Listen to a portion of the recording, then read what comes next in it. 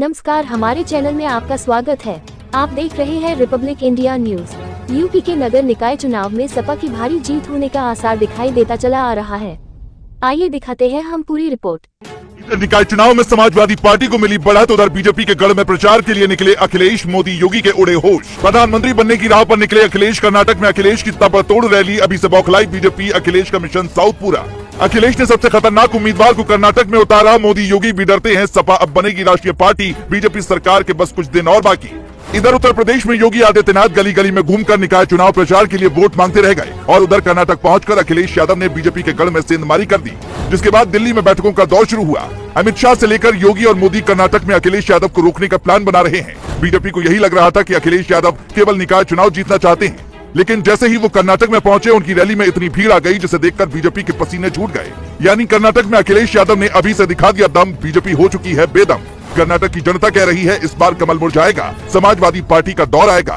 उत्तर प्रदेश में तो अखिलेश की रैली में लाखों लोग पहुंचते हैं, लेकिन कर्नाटक में अखिलेश यादव ने चमत्कार कर दिया। उत्तर प्रदेश में निकाय चुनाव में समाजवादी पार्टी को कितनी सीटें मिल रही हैं, इस पर भी बहुत बड़ा सर्वे आया है। उसके बारे में हम आपको आगे बताएंगे, लेकिन पहले बात कर्नाटक चुनाव की कर लेते हैं। गौर से देखिए इन तस्वीरों को, जिसमें ढोल नगाड़े के साथ लोग अखिलेश यादव के स्वागत के लिए खड़े दिखाई दे रहे हैं।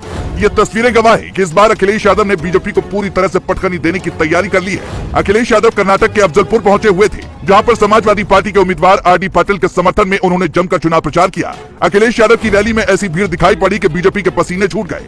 इसी जनता पार्टी की सरकार है, लेकिन वहाँ बीजेपी के कई नेता लगातार पार्टी से बगावत कर रहे हैं। अब तक करीब 30 नेताओं ने बीजेपी का दामन छोड़ दिया है, जिससे एक बात साफ हो गई है कि इस बार अखिलेश यादव साउथ में भी बड़ी बढ़त हासिल कर सकते हैं। अगर वहाँ विधानसभा चुनाव में ही अखिलेश यादव कर्नाटक में अच्छी खासी बढ़त हासिल करने में कामयाब हो पाते हैं, तो 2024 के चुनाव में बीजेपी की मुश्किलें और ज्यादा बढ़ जाएंगी। लेकिन अखिलेश यादव ने ठान लिया है कि अब लड़ाई आर पार की होगी। कुछ दिनों पहले ही आपने एक तस्वीर देखी होगी, जिसमें दक्षिण भारत के मुख्यमंत्री M.K. स्टालिन अखिलेश के सबसे ज्यादा करीब थे। प्रधानमंत्री बनने के लिए एक बात कही जाती है कि दिल्ली की कुर्सी उसी को मिलती है जो उत्तर प्रदेश में बढ़त हासिल कर पाता है। अब निकाय चुनाव में उत्तर प्रदेश में समाजवादी पार्टी को बहुत बड़ी बढ़त मिलती दिखाई दे रही है। यही वजह है कि विपक्ष के कई नेता अखिलेश यादव के साथ खड़े होने का मन बना चुके हैं। विपक्षी नेता कह रहे हैं कि 2024 में अखिलेश यादव दिखाएंगे दम, बीजेपी हो जाएगी बेदम। अखिलेश लगाएंगे बीजेपी को ऐसी सुई, कमल मुरझाकर हो जाएगा छुई मुई।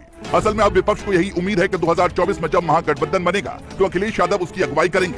अखिलेश यादव को भी ये बहुत अच्छे से पता है, इसीलिए वो समाजवादी पार्टी को राष्ट्रीय पार्टी बनाने के लिए पूरी जी जान से लगे हुए हैं। लेकिन ये कोशिश आज की नहीं है। अखिलेश यादव जब से सपा के अध्यक्ष बने, तभी से वो सपा को राष्ट्रीय पार्टी बनाने की कोशिशों में जुटे हैं। पिछले कुछ समय में उन्होंने कई बार दक्षिण के राज्यों का दौरा भी किया है। आपको बता दें कि समाजवादी पार्टी ने मोदी के गढ़ यानी गुजरात में बड़ी सेंधमारी करते हुए विधानसभा चुनाव में एक सीट जीतने में कामयाबी हासिल की थी। यही वजह है कि अब जब अखिलेश कर्नाटक पहुंच गए तो बीजेपी की नींद गायब हो गई। कुछ दिनों पहले निकाय चुनाव पर एबीपी न्यूज सी वोटर का सर्वे आया, जिसके मुताबिक उत्तर प्रदेश में अखिलेश यादव बीजेपी को कड़ी टक्कर देते दिखाई पड़ रहे हैं। इस समय बीजेपी की उत्तर प्रदेश में सरकार है, लेकिन इसके बावजूद केवल 45% लोगों ने ही बीजेपी के साथ आने का फैसला किया, जबकि 31% लोग समाजवादी पार्टी के साथ खड़े हैं। लेकिन पहले ही चरण के चुनाव के बाद अब ये साफ होता दिखाई दे रहा है कि निकाय चुनाव में बीजेपी की हार तय है। वैसे आपको क्या लगता है?